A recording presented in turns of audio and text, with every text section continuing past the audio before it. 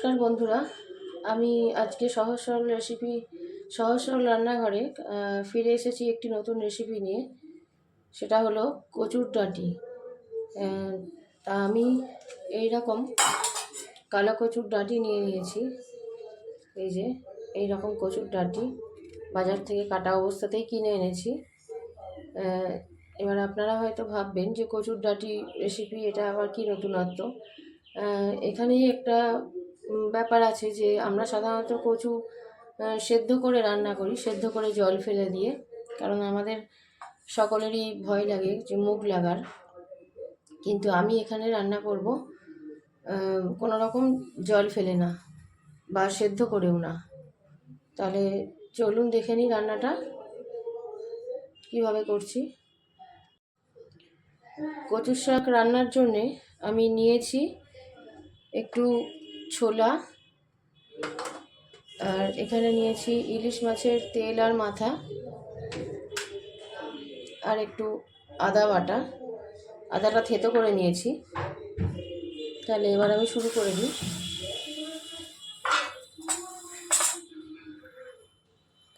কড়াতে প্রথমে খানিকটা তেল দিয়ে দিলাম।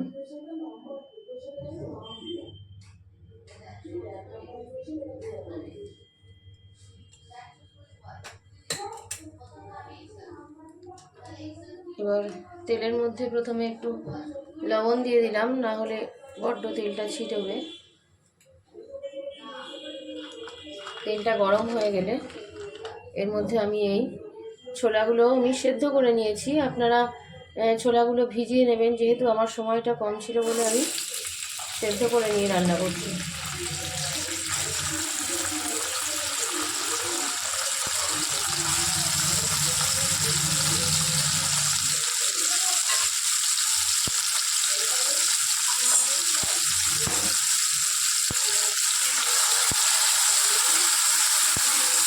তাহলে ছোলাগুলোকে একটু লবণ দিয়ে ভেজে নেব। ভেজে আমি তুলে রাখবো।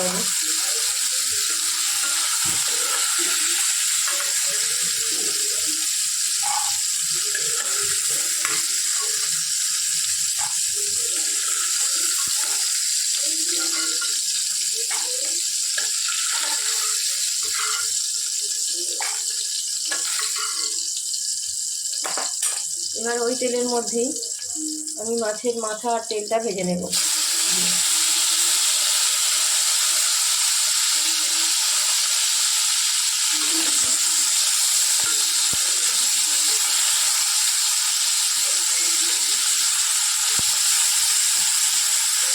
আপনারা হয়তো ভাবতে পারেন যে এরকমভাবে রান্না করলে খাওয়া যাবে না, মুখ লাগবে, কিন্তু বিশ্বাস করুন, আমরা কোনোদিনই এরকম সেদ্ধ করে জল ফেলে দিয়ে কচুর ডাঁটি রান্না করি না। এই কালো কচুর ডাঁটি এইভাবেই আমরা রান্না করি, অসাধারণ খেতে হয়।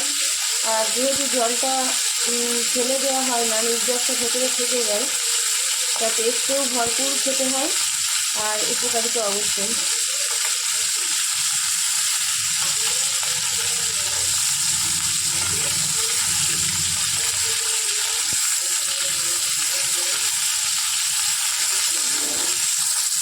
ইলিশ মাছের মাথাটা খুব একটা বেশি লাল করে ভাজবো না, মোটামুটি ভেজে নেব।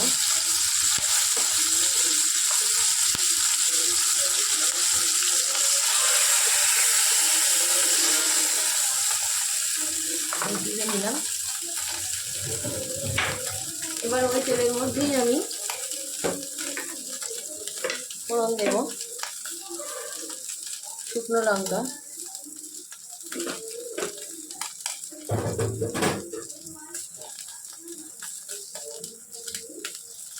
আর জিরে ফোড়ন দিলাম।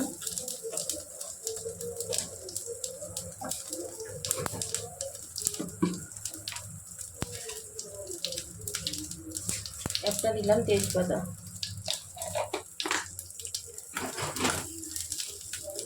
ফোড়নটা একটু ভাজা ভাজা হলে আমি এর মধ্যে দিয়ে দেব অল্প আর্ধেকটা আদা বাটা। যেটুকুনি নিয়েছি তার আর্ধেকটা এখন দেব। আর অর্ধেকটা পরে দেবো।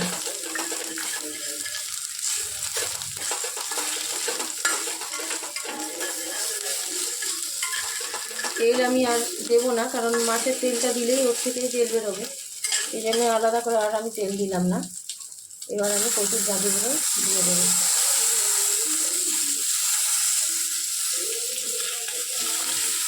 একসাথে সবটা হয়তো ধরবে না, সেই জন্য আমি অর্ধেকটা দেবো আমি।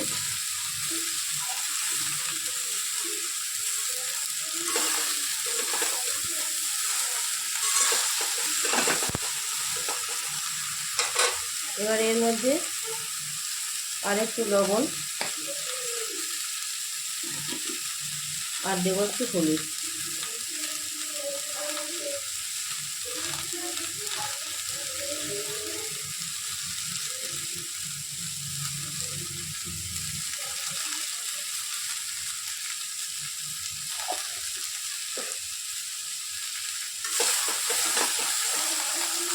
এবার একটু নেড়ে চেড়ে নিয়ে এটাকে আমি ঢাকা দিয়ে দেবো। খানিকক্ষণের জন্য ধিমে আছে ঢেকে রাখতে হবে, তাহলে কী হবে, এর থেকেই জল বেরোবে প্রচুর পরিমাণে, এবং সেই জলেই এটা সেদ্ধ হয়ে যাবে।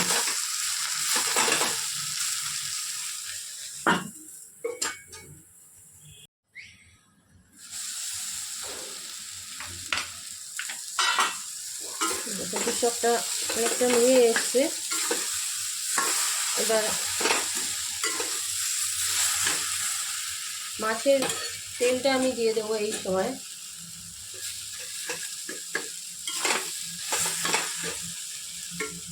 আর দেবো বাকি যে কচুর ডাঁটিটা ছিল সেইটা এই সময় দিয়ে দেবো।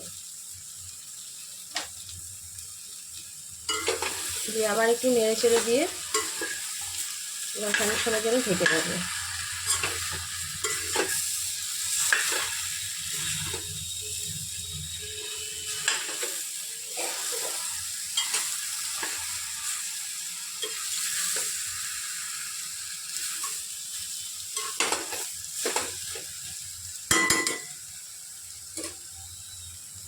খানিকক্ষণের জন্য ঢেকে রাখবো।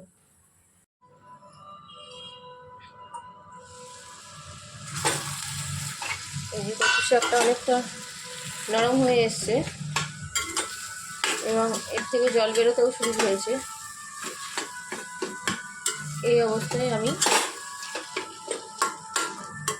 এবার এর মধ্যে ভেজে রাখা ছোলা আর মাছের মাথাটা দিয়ে দেবো। ভালো করে, আর এই আদা বাটাটাও দিয়ে দেবো।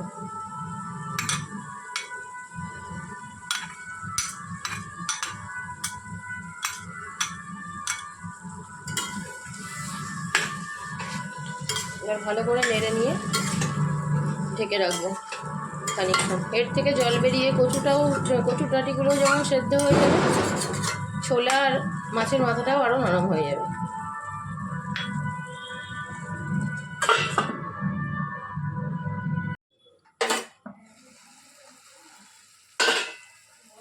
যে শাকটা দিয়ে অনেক জল বেরিয়েছিল, এবার জলটা অনেকটা শুকিয়েও গেছে।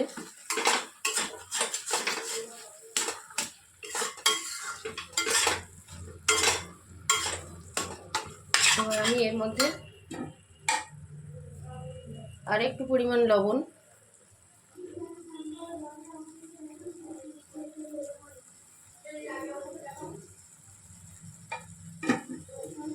আর একটু মিষ্টি দেবো, বেশি করে একটু মিষ্টিটা দেবো, কারণ এই কচুর শাক একটু মিষ্টি মিষ্টি ভালো লাগে।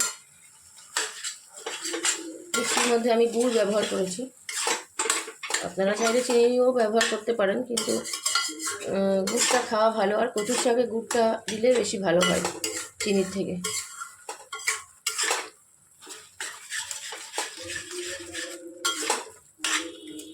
এর মধ্যে চাইলে আর একটু নারকেল কোড়াও দিতে পারেন। নিরামিষ করলে তো নারকেল কোড়াটা দিতেই হয়, কিন্তু আমিষের মধ্যেও দিলে ভালোই লাগে, টেস্টটা আরও বেশি হয়।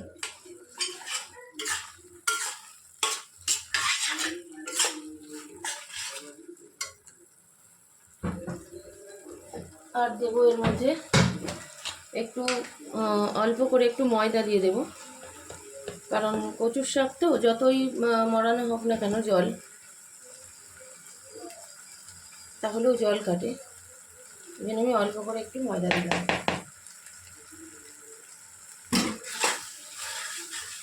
তাহলে জলটা পুরো টেনে যাবে, একটুও জল কাটবে না। মানে পরে কড়াতে নেড়ে নেওয়ার সময় হয়তো দেখলেন জল নেই, কিন্তু রেখে দিলে জল কাটবে। কিন্তু ময়দাটা যদি দিয়ে নেওয়া যায় তাহলে রেখে দিলেও আর জল কাটবে না। এইভাবে আমি আর একটু রেখে দেব।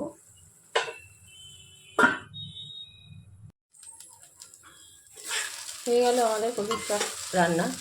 এই দেখুন কড়ার গায়ে এই যে একটু লেগে লেগে এসছে, তার মানে শাকটা পুরো রেডি হয়ে গেছে। এবার আমি বাটিতে তুলে নেব।